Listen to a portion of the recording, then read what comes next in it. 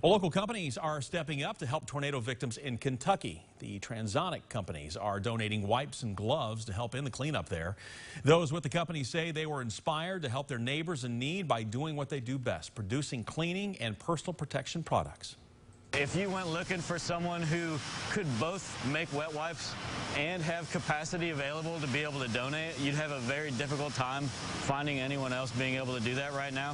So we're extremely fortunate to be in a position to be able to contribute that way.